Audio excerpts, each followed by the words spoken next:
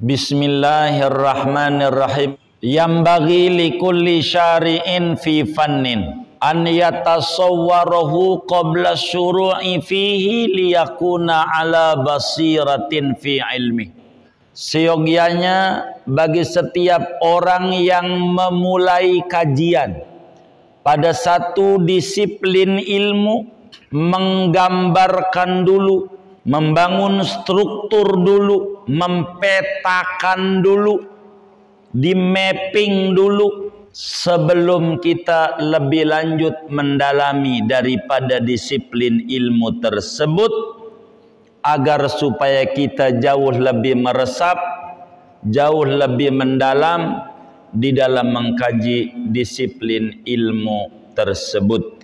Agar supaya menuju ke sana, kita harus mengenal mabadi'ul asyarah, program dasar dalam setiap ilmu. Wa yakfi dzalika bi ma'rifatil mabadi'il asyarah. Kama qala al-Imam As-Sabban, inna mabadi kulli ilmin asyarah, al-haddu wal mawdu'u thumma as-samarah, wa fadluhu wa nisbatun wal wadi', wal ismul istimdadu hukmu syari', masailun wal ba'du bil ba'di iktafa wa man daral jami'a haza syarafah. Sesungguhnya program dasar dalam setiap ilmu ada 10. Mappingnya 10. Ilmu apa aja? Yang pertama, definisi ilmu tersebut. Yang kedua, objek bahasan ilmu tersebut. Yang ketiga, manfaat dan kegunaan dari ilmu tersebut. Yang keempat, fadilah daripada ilmu tersebut. Kelima, nisbatnya ilmu yang dipelajari itu. Kemudian yang mengkodifikasikan, penyusun awal, bahasa kita orang penemunya, siapa ilmu tersebut. Kemudian namanya, lalu pengambilannya dari mana. Kesembilan, hukum mempelajarinya apa. Dan kesepuluh, materi-materinya apa. Ayyuhal ahbab, wa nahnul ana syari'una fi fannit tasawuf, fayambagi alaina an natasawwaral fannat tasawuf linakuna ala basiratin fi ulumina jami'an. Kita orang malam hari ini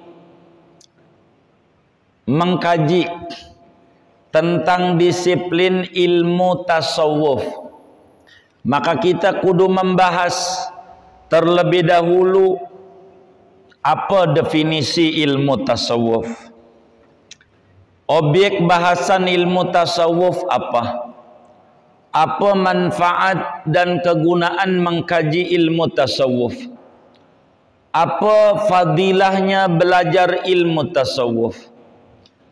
Apa nisbatnya ilmu tasawuf? Siapa yang mengkodifikasikan, penemu awalnya? Lalu namanya apa? Lalu pengambilan ilmu tasawuf itu dari mana? Lalu hukum mempelajari ilmu tasawuf itu apa? Dan materinya apa-apa. Oleh karena kita mengkaji ilmu tasawuf dengan memegang acuan Risalatul Mu'awanah wal Mudhaharah wal Muazarah lirraghibina fi sulukil akhirah, karya Al-Qutub Al-Haddad, maka kita harus membahas tentang definisi ilmu tasawuf itu apa. Sebab kalau enggak di mapping, kita enggak tahu tuh isinya apa itu. Begitu. Digambarin dulu. Kalau kata Sulamul Munawwarah, Al-Imam Abdurrahman Al-Akhdari itu idraku mufradin tasawuran ulim wadarku nisbatin bitasdiqin wusim. Mengerti lafad mufrad namanya tasawur, sementara mengerti nisbah kalamiah bainal mawdu' wal mahmul, bainal musnad ilaih wal musnad, bainal mubtada wal khobar, wal fi'li wal fa'il wal maf'ul, itu namanya tasdiq. Ilmu tasawuf nih, tasawuf apa tak sanggup, beda tipis. Ini apa ini tasawuf ini? Ilmu apa ini? Tasawuf saudara yang kita pelajari ini ilmun yu'rafu bihi ahwalun nafsi malaha wa ma 'alaiha. Ilmu tasawuf itu saudara ilmun yu'rafu bihi ahwalun nafsi malaha wa ma 'alaiha. Ilmu tasawuf itu satu disiplin ilmu dari 14 macam disiplin ilmu yang masuk prioritas. Satu disiplin ilmu yang dengan mempelajarinya dapat dimengerti seluk-beluk jiwa. Ilmu tasawuf itu ilmu yang dengan mempelajari ilmu tersebut dapatlah kita mengenal seluk-beluk jiwa, baik sisi baiknya maupun sisi negatifnya. Ini ngaji tasawuf. Jadi hati itu saudara memiliki 4 karakter. Ini yang disebut seluk-beluk jiwa. Ada 4 karakternya. Semua orang sama. Ada 4. Siapa aja ini? Ada 4 seluk-beluknya. Yang pertama namanya sifatul bahimiyah, karakter binatang. Itu ada dalam diri kita ini, semuanya sama. Sama. Ada karakter binatang. Kita maklumilah yang namanya binatang-binatang ternak, sapi, kambing, binatang. Hobinya makan.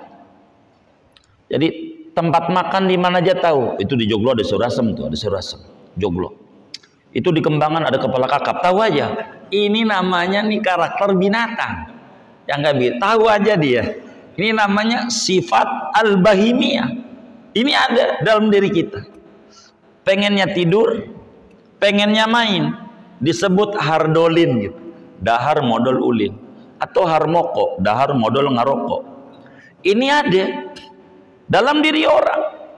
Hobi makan, minum. Padahal habis makan di rumah, temannya bilang, mau makan ini enggak? Cere-cere di BSD, begitu. Itu mau aja. Ini namanya bahimiyah. Inilah kenapa ada ajaran kurban, memotong, memangkas, karakter bahimiyah. Bahasa Al-Quran, la yanalallaha luhumuha wala dima'uha walakin yanaluhut taqwa. Ini karakter binatang. Sapi saudara, pagi kerja,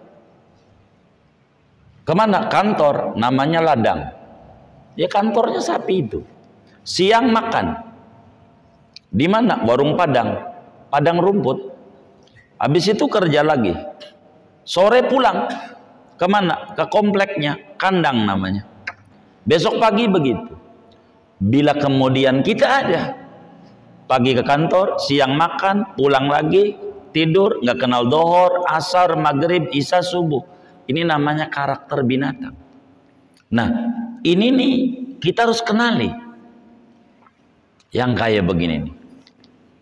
namanya ahwalun nafs. Itu ilmunya namanya tasawuf, mengenali itu.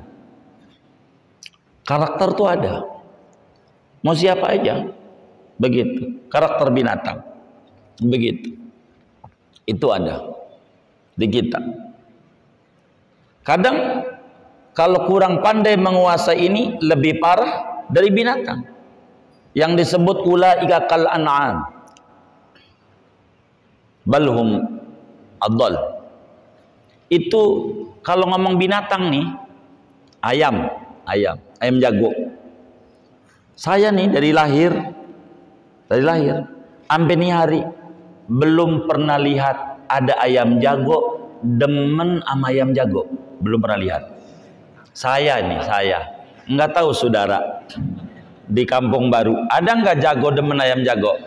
Kagak ada. Yang ada jago itu demen sama ayam babon, itu jago. Tapi kalau kita kurang mengerti tentang sifatul bahimiyah, bisa saja ada orang laki demen sama laki, lebih parah, masih tinggian ayam jago, begitu tinggian ayam jago. Itu satu. Orang ngaji tasawuf ini bisa sampai jam 12 nggak apa-apa ini yang bener nih, ya Allah. Yang kedua ada karakter sabu'iyah. Ini ada dalam diri kita. Karakter binatang liar, binatang buas. Hobi makan, hobi minum, hobi main, hobi kongres. Tahu kongres? Kongko-kongko ora beres. Itu namanya karakter binatang. Ada karakter sabu'iyah. Binatang buas, binatang liar buas, macan, singa, ya ada dalam diri kita. Pengennya menerkam yang lemah, pengennya menindas, begitu. Itu ada. Pengennya menguasai, itu namanya raja hutan. Itu ada dalam diri kita. Semua orang. Itu sabu'iyah.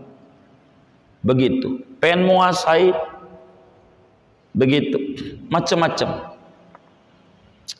Itu ada dalam diri kita. Ini kita harus kenali. Karakter binatang buas ada, begitu. Maka ada istilah tuh, dia mau buaya darat, tuh buas maksudnya. Begitu. Ada lagi singkatnya, karakter kita tuh sifat syaitoniyah. Jadi karakter setan.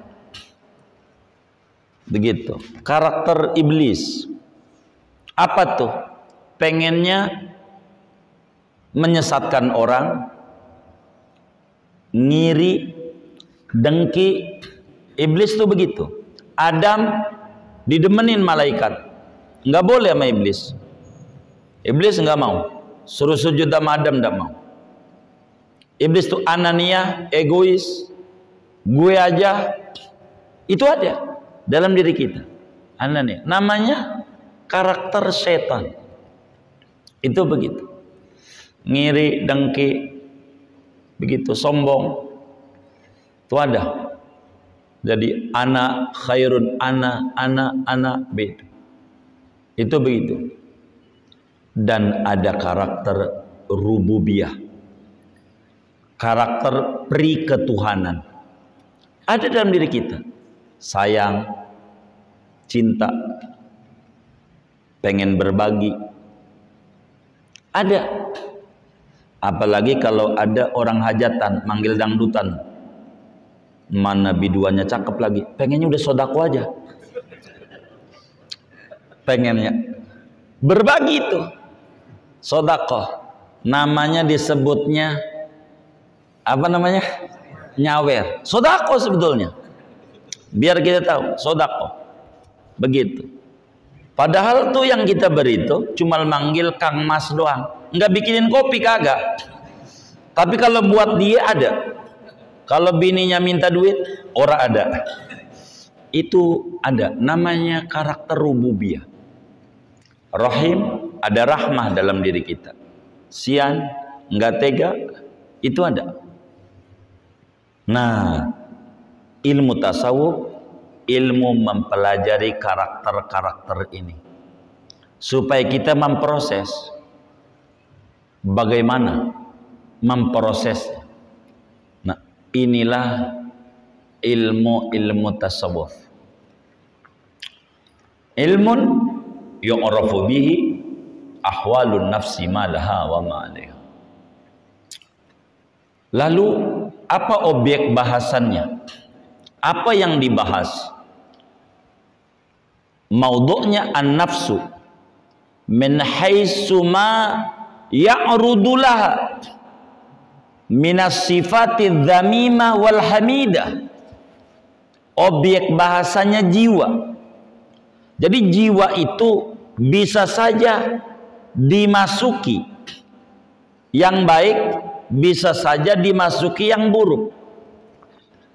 Nah, yang mau dikomentari jiwa.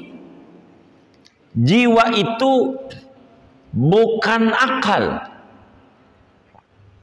bukan otak, dimag, bukan. Nafas itu Imam Ghazali itu terangin dalam Ihya Ulumuddin. Pada bagian ini ma'nal qalbi wan nafsi war ruh di Ihya.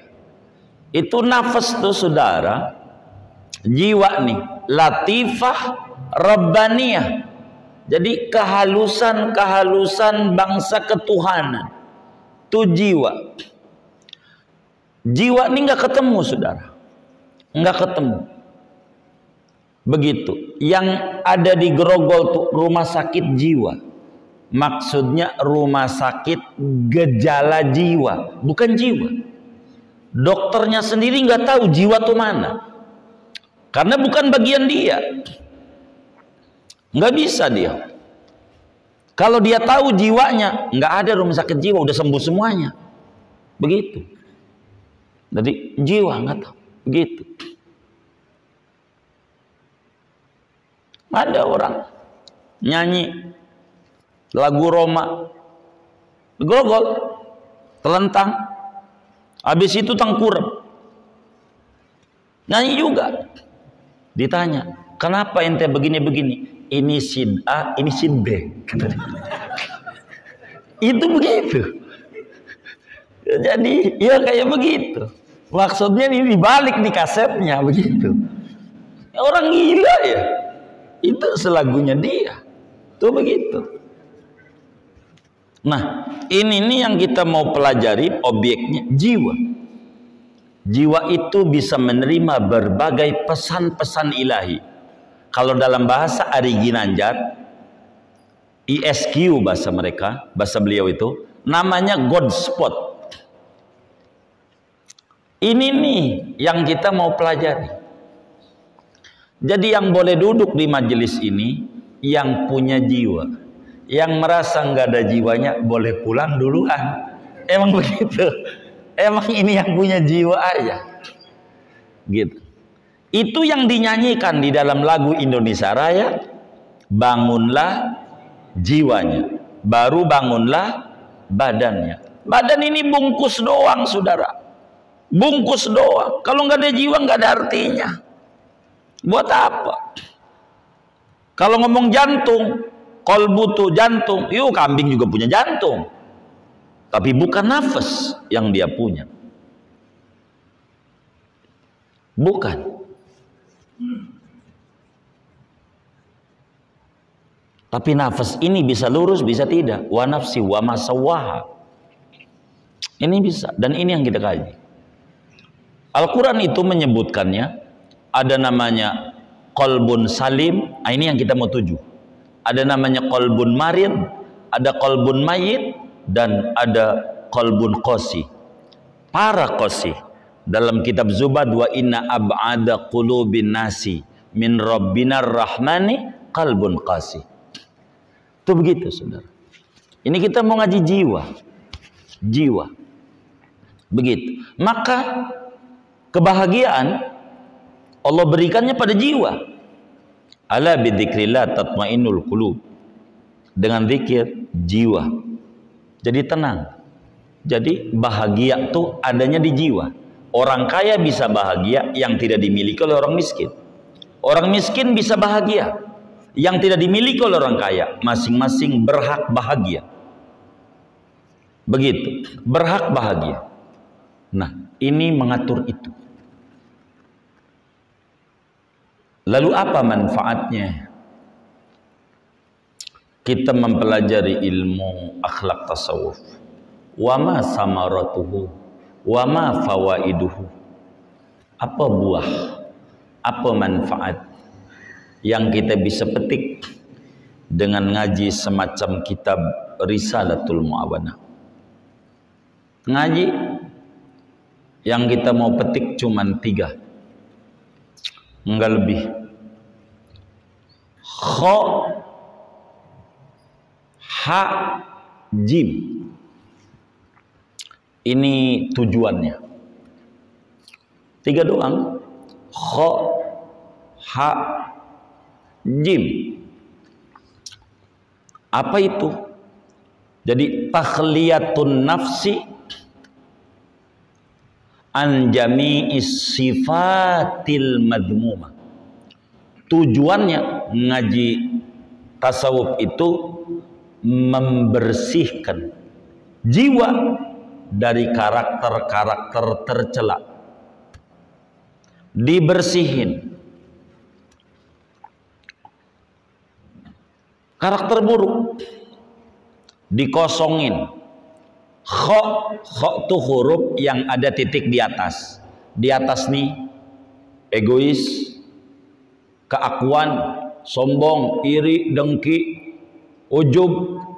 Ini dibuang titiknya. Kalau dibuang jadinya ha. Ada titik. Apa itu ha? Tahliyatun nafsi bijami'is sifatil hamidah. Menghiasi jiwa dengan karakter terpuji.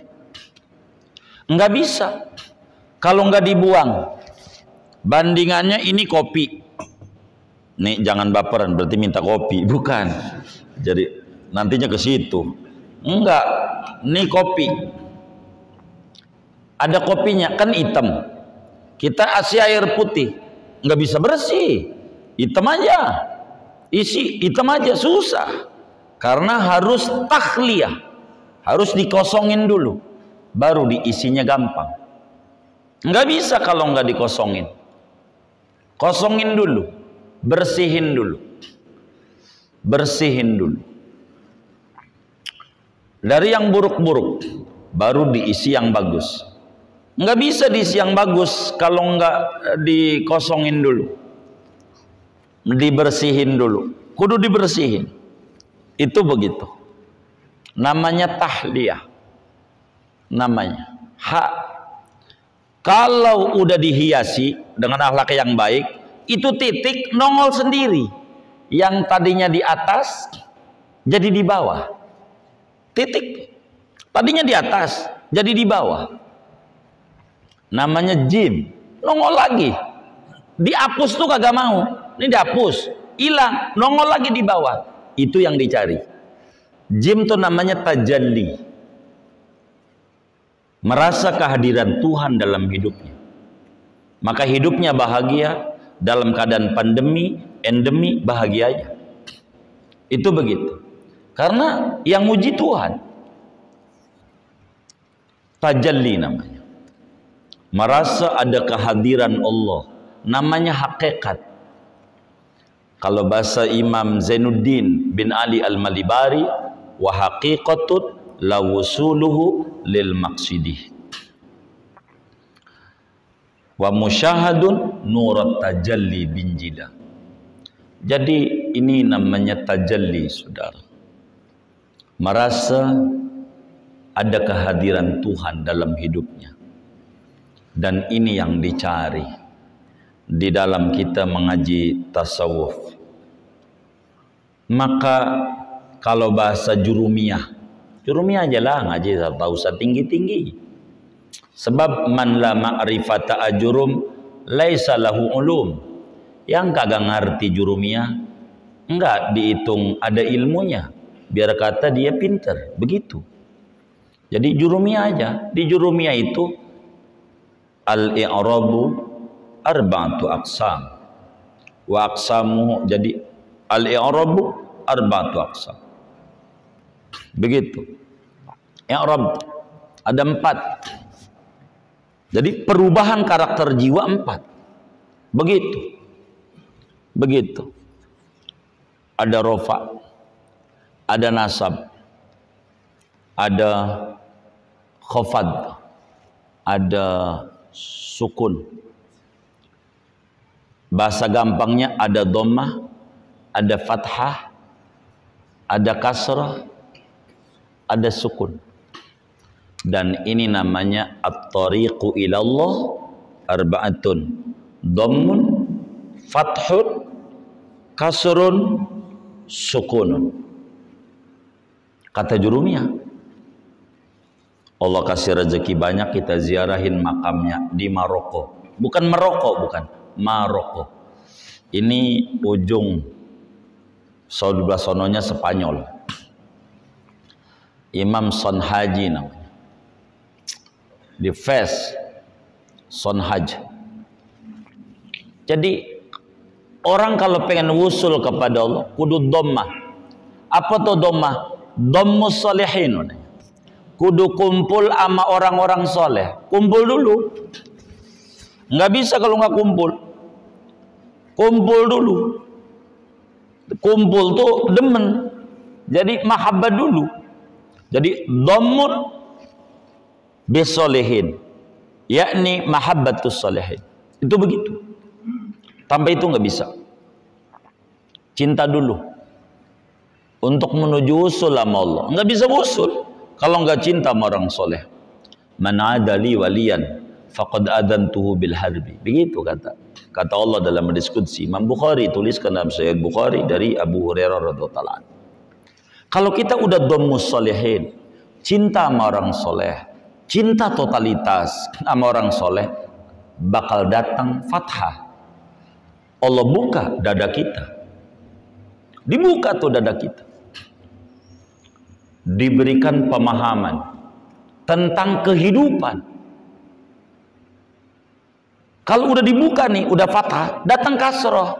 Merasa pecah hati kita. Yo, kita siapa? Kita hamba, dia Rob. Maka Allah kata, ana indal munkasirati qulubuhum. Aku itu bersama orang-orang yang kasroh hatinya, terpatahkan hatinya. Sadar la haula wala quwata illa billah. Tidak ada daya, tidak ada upaya. Kalau udah begini nih, ketemu sukun, taslim. Inilah thariq ilallah. Faedahnya kita mempelajari dunia sufi itu begitu. Sufi ini ada 2. Ada sufi bajunya compang-camping, dekil, kucel. Ini sufinya sulit finansial. Yang kayak begini. Sufi juga. Tapi akronim dari sulit finansial. Tapi bukan ini. Tasawuf bukan itu.